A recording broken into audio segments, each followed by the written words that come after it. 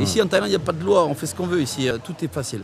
Tout est facile à condition de payer. Tu ne jamais chez toi ici? On l'est sans l'être, on va dire. C'est un peu bizarre ce que je dis, mais la Thaïlande, ça reste toujours, du jour au lendemain, tout peut changer.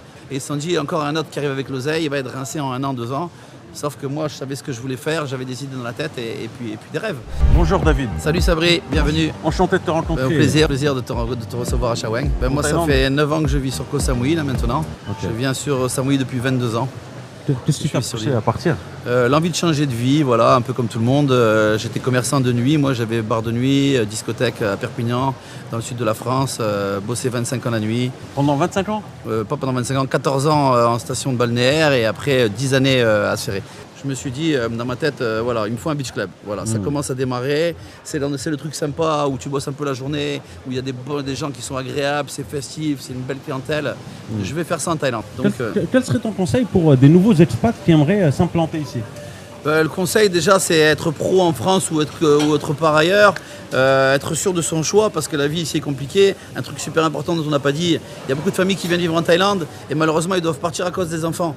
L'école, on dit de suite 1200, 1300, 1400 euros par mois à sortir pour les enfants. Donc il y en a plein qui quittent la Thaïlande aussi parce qu'ils ne peuvent plus assumer l'école des enfants. Au final, en France, on a quand même un bon confort. Ouais, après je peux pas mal parler, j'ai quitté la France pour plein d'autres choses, mais il y a plein de choses qu'on avait en France et qui manquent ici, c'est sûr. J'ai fait le Vietnam, j'ai fait le Laos, j'ai fait tous les pays d'Asie, Bali. C'est différent, mais la Thaïlande pour moi c'est l'endroit où c'est le mieux. On a tout ce qu'on veut ici, ces derniers cris, avec une vie d'expat. Tout est facile. Tout est facile à condition de payer, de savoir faire et de respecter là où tu arrives et de te dire bon ben je viens apporter quelque chose de nouveau, quelque chose de bien pour eux. Comment se faire respecter ici en Thaïlande? Ici déjà, moi je pense que déjà si tu es droit dans tes baskets, si tu es carré, si tu es honnête, si tu respectes les gens, être poli, toujours savoir qu'on n'est pas chez nous, c'est eux qui nous acceptent, c'est à nous de nous faire accepter. Tu ne seras jamais chez toi ici?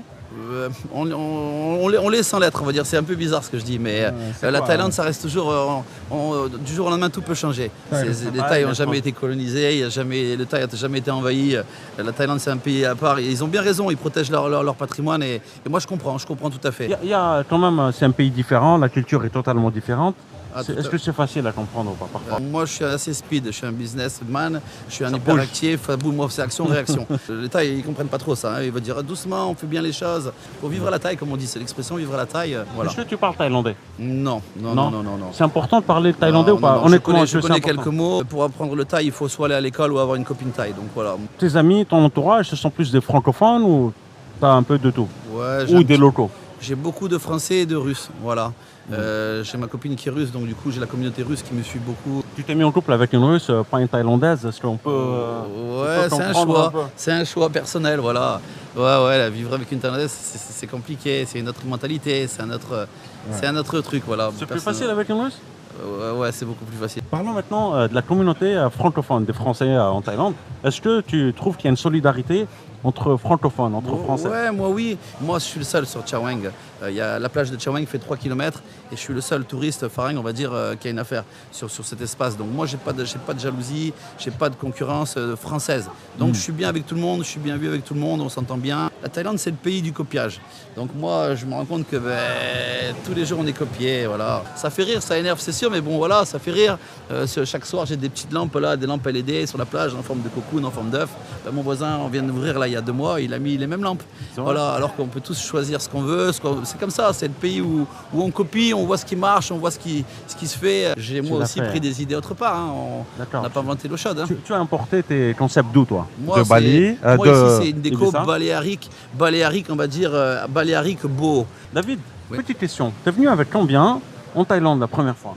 Moi la première fois j'ai vendu ma discothèque, ma maison, mon bar avec 400 000 euros on va dire. Tu es sûr de toi en arrivant aussi ou pas avec 400 000 euros? On n'est jamais sûr de soi, mais bon, je me suis dit... Il y avait un risque un peu? Ouais, il y avait un risque, bien sûr. C'était le début des grosses affaires, on va dire, sur Samui. Ça démarrait, il y avait encore les bons plans, il y avait des établissements, des endroits à trouver. Aujourd'hui, tu ne trouves pas un terrain, là. C'est impossible de trouver un terrain, monter une affaire. Aujourd'hui, là, j'ai refusé 2 fois 1,5 million d'euros pour laisser mon établissement. J'ai investi 300 000 euros de travaux. Donc je suis arrivé ici, c'était une toute petite piscine, un petit resort, une petite piscine qui faisait la moitié de celle-là. Toute une grande partie là-bas qui n'existait pas, il n'y avait que des bungalows. Donc je me vois investir mes 300 000, arriver avec mon équipe de France, mon DJ, sûr de moi, on arrive, on va tout péter là.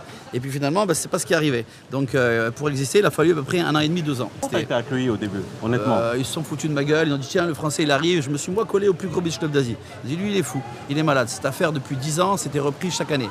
Tous les ans c'était repris. Et ils se sont dit encore un autre qui arrive avec l'oseille, il va être rincé en 1 an, 2 ans. Sauf que moi je savais ce que je voulais faire, j'avais des idées dans la tête et puis des rêves. Quand tu étais en France, tu gagnais combien par mois à peu près? De tête, on va dire 5-6 000 euros par week-end. Tu as quitté ce confort? J'ai quitté 4-5 000 euros par mois, ouais, quand c'était les bons mois, ou voilà. Et puis après, il y avait la sécurité de l'emploi, elle était pas sûre. La rentrée d'argent, elle était simple. Bosser que les week-ends. Nouvelle loi, nouvelle taxe, loi anti-alcool, loi anti-drogue, loi anti tout ce que tu veux. Ici, en Thaïlande, il n'y a pas de loi. On fait ce qu'on veut ici. On respecte. Il y a des lois, mais qui sont faites pour qu'on travaille. Ici, on te pousse à aller de l'avant. Donc aujourd'hui, j'ai envie de dire, le travail est devenu plus simple.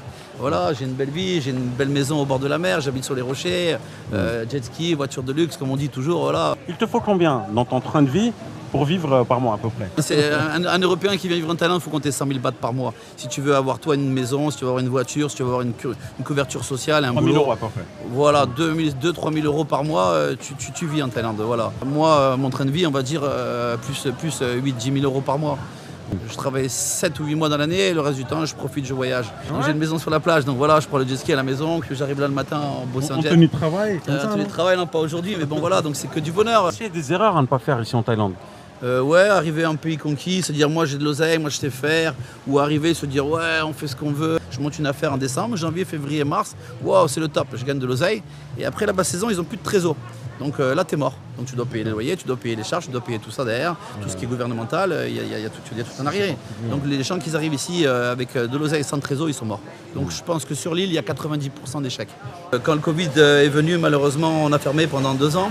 Donc à l'époque j'avais 22 staff, je leur ai tous trouvé un travail, je les ai tous placés à droite à gauche, dans des boîtes de construction, dans des restaurants qui sont restés ouverts. Je leur ai tous trouvé un boulot, je leur ai prêté de l'oseille. Pour eux, pour leurs les amis, aider, pour les aider, je leur ai tous prêté de l'argent, ils ont arrêté de bosser pendant 2 ans.